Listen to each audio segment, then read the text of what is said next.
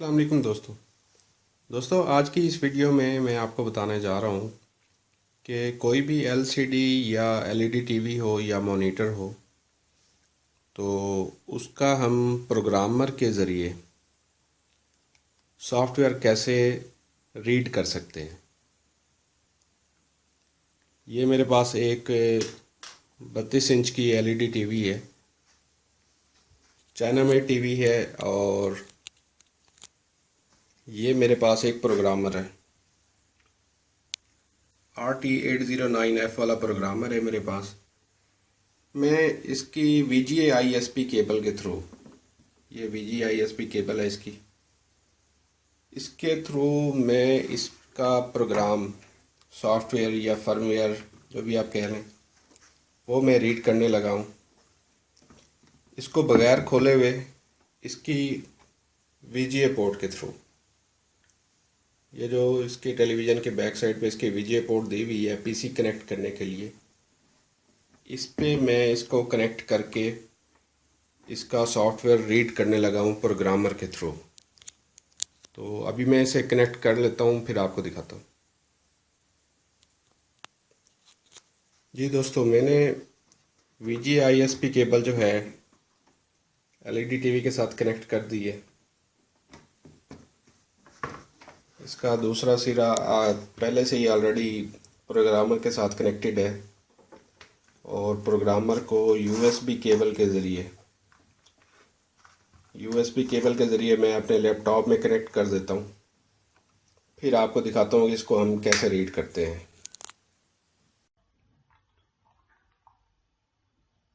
जी दोस्तों, सबसे पहले मैं अपने प्रोग्रामर को कनेक्ट करने लगा हूँ पीसी के साथ।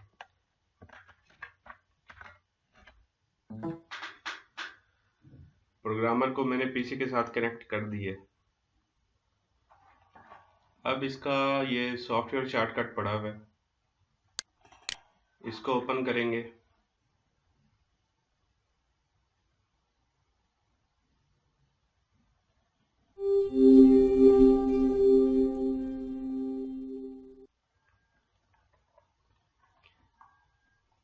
ये दोस्तों प्रोग्रामर का इंटरफेस है, जहाँ से हम इसे रीड या राइट कर सकते हैं।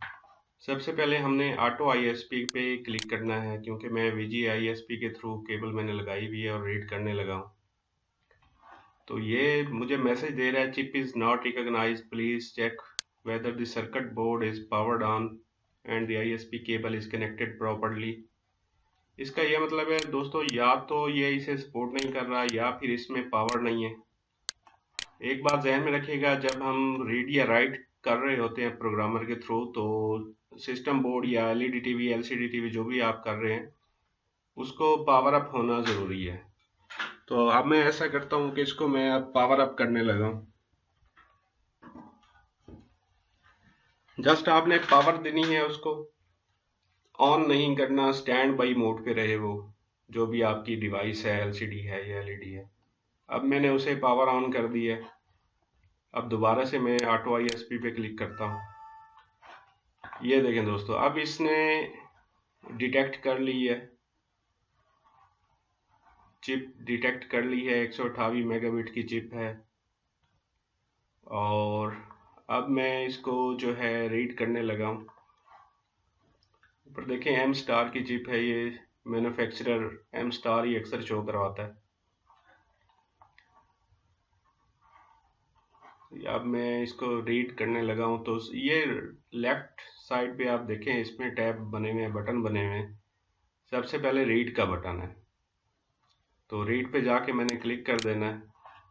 नीचे देखेंगे तो ये ऑटोमेटिकली इसे रीड करने लगा है। इसने ये भी बता दिया है हमें कि पार्ट नंबर हमारा 25Q32 है, 4 MB 4 MB स्टेटस रजिस्टर है, 4 MB की चिप है हमारी, और इस वक्त ये स्टार्ट रीडिंग चिप इसने शुरू कर दी है। थोड़ी देर वेट करते हैं, थोड़ा ये टाइम लगाता है, फिर आपको बताता हूँ। दोस्तों, चिप के साइज के बारे में भी मैं आपको बताता चलो। आप अगर फिजिकली चिप को देख रहे हैं तो उस पर 25Q32, 25L32 या कुछ भी लिखा हुआ है। तो उससे हम कैसे अंदाज़ा लगाएंगे ये चिप हमारी कितने एमबी की है। जो लोग जानते हैं तो वो तो ठीक है, प्रोफेशनल लोग तो सारे जानते हैं।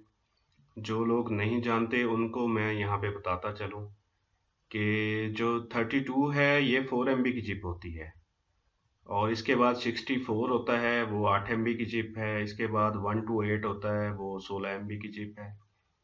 इस तरह ये ऑक्टेट होते हैं। ऑक्टेट यानी अगर 32 है तो इसको आपने 8 पे डिवाइड कर देना है, ये इसका कुलिया है। अगर 64 है फिर भी 8 पे डिवाइड कर देना है, 16 है फिर भी 8 पे डिवाइड कर देना है, 8 है तो 8 1 एमबी की होगी, उससे फिर नीचे वो 256 या 512 केबी की होती है। बहरहाल मोस्टली ये टेलीविजन सेट्स में आम जो सादा सेट हैं एंड्रॉयड वाले नहीं, दूसरे सादा, इनमें 4 एमबी की ही चिप इस्तेमाल होती है। इसी तरह सेटेलाइट रिसीवर, डिश रिसीवर्स में भी ये इस्तेमाल होती हैं। जी दोस्तों, ये तकरीबन 92% हो चुका है, 93, 94, ये अब कंप्लीट होने वाला है। इसके बाद ये खुद से ऑटो से इसे वेरीफाई करेगा जो चीज़ इसने रीड की है।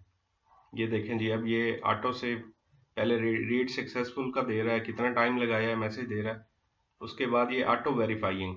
इस प्रोग्रामर की ख़ास बात ये है कि इसमें आप एक ही दफ़ा कमांड चला दें, राइट की हो या रीड की हो, तो ये ऑटोमेटिकली खुद ही कंप्लीट कर देता है। जबकि कुछ ओल्ड प्रोग्रामर्स हैं उनमें हमें अलग-अलग से कमांड देनी पड़ती है कि पहले रेज करेगा, राइट करेगा, रीड करेगा या जो कुछ भी है। बहरहाल इस प्रोग्रामर की अच्छी खासियत है RT809F वाले की। तो अभी ये वेरीफाई हो जाए फिर आगे चलते हैं।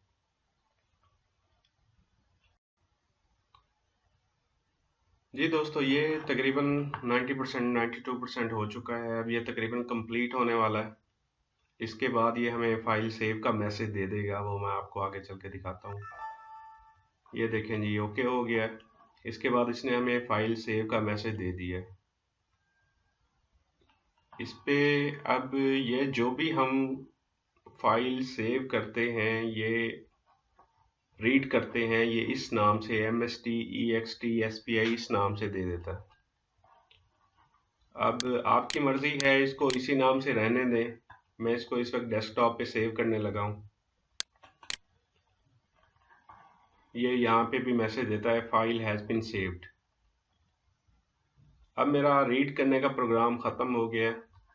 अब अगर हमने इसमें सॉफ्टवेयर राइट करना है तो फिर अपना सॉफ्टवेयर सिलेक्ट करेंगे जो भी हमने राइट करना होगा। उसके बाद राइट पे जाके हम पहले फाइल में जाके ओपन कर लेंगे या यहाँ से ओपन कर लेंगे। उसके बाद हम राइट कर देंगे तो ये प्रोग्राम हमारा राइट हो जाएगा। इस पे भी इंशाल्लाह मैं कंप्लीट वीडियो कभी बनाऊंगा। कोई ऐसी LCD LED मेरे पास आ जाती है जिसके प्रोग्राम का इशू होगा, सॉफ्टवेयर फर्मवेयर का इशू होगा, तो मैं आप दोस्तों के साथ शेयर कर दूंगा। अब बात यह है कि इसमें इस नाम से अगर हम ये फाइल सेव कर देते हैं तो हमें फ्यूचर में याद नहीं रहेगा किस का सॉफ्टवेयर है, किस डिवाइस का सॉफ्टवेयर फर्मवेयर है। तो ऑलरेडी मैं 2 वीडियोस इस LED टीवी की शेयर कर चुका हूँ। एक में मैंने इसका बैक कवर उतार के बोर्ड, फिजिकली बोर्ड दिखाया था। दूसरी वीडियो में मैं इसका सर्विस मेन्यू में फैक्ट्री सेटिंग में जाके इसका board number, part number, firmware, software सारा कुछ दिखा चुका हूँ। अब ये आप पे डिपेंड करता है। अगर तो कोई ओरिजिनल ब्रांड है, TCL हो गया, चैंगहोंग हो गया, नोबल हो गया, ओरिएंट वगैरह, हायर वगैरह, तो उनके पीछे मॉडल नंबर लिखा हुआ होता है, तो आप उस मॉडल नंबर के नाम से इसे सेव कर सकते हैं। और अगर आपके पास कोई चाइना मेड है, फेक लोगो वाली कोई LED LCD है, तो उसमें इसका मॉडल नंबर नहीं होता। इसमें फिर हम ऐसा करते हैं कि हम इसकी कार्ड का जो नंबर होता है और इसका जो डाटा होता है वो हम जो है उसको रीनेम कर देते हैं ताकि हमें फ्यूचर में याद रह सके। तो फर्ज करें इसका जो था वो है, मैं लिख देता हूँ इधर V. या शॉर्टकट में लिख देते हैं 56.PB816, और साथ याद दहानी के लिए लिख देते हैं फेक सैमसंग 32 इंच, ये हम लिख देते हैं ताकि हमें फ्यूचर में याद रहे। और हमारा रीड और सेव करने का मकसद ये होता है कि हमने फ्यूचर में हमारे पास अगर कोई इस तरह का सिस्टम, इस तरह की डिवाइस सेटिंग, इस तरह की डिवाइस या सेट, टेलीविज़न सेट हमारे पास आता है तो हमें प्रोग्राम ढूंढने में कोई मसला ना हो। जस्ट हमारे पास ये प्रोग्राम सेव हो, हम उसे इसमें राइट कर दें। इसलिए हम ये प्रोग्राम सेव कर लेते हैं। अक्सर सॉफ्टवेयर जो हैं मार्केट से नहीं मिलते, काफ़ी मुश्किल से तलाश करने पड़ते हैं वेबसाइट्स वगैरह से, या फिर किसी से मांगने पड़ते हैं, या फिर परचेज करने पड़ते हैं। बहुत से लोग हैं जो सॉफ्टवेयर्स की कलेक्शन रखते हैं और उनसे फिर हमें परचेज करना पड़ता है। बहरहाल अगर आपके पास, आप लोगों में से जो दोस्त ये काम करते हैं जिनके पास ये प्रोग्रामर है, तो वो ये रीड और सेव कर सकते हैं। तो आज की वीडियो का मकसद दोस्तों यही था कि आपको बताया जाए कि RT809F के थ्रू हम इजीली सेट को, टेलीविज़न सेट LCD है, LED है, मॉनिटर है, टीवी है, इसको बगैर खोले कैसे सॉफ्टवेयर या प्रोग्राम इसका रीड और सेव कर सकते हैं। उम्मीद करता हूँ आप दोस्तों को वीडियो पसंद आई होगी, और काफ़ी सारे दोस्तों के लिए जो हमारे दोस्त ये काम करते हैं, प्रोफेशनल लेवल की बात नहीं कर रहा मैं, जो बाकी जो दोस्त हमारे ये शौक से या रोज़ी की खातिर काम करते हैं, तो उनके लिए ये वीडियो काफ़ी हेल्पफुल रहेगी। ओके जी, फिर नेक्स्ट वीडियो तक के लिए अल्लाह हाफिज़।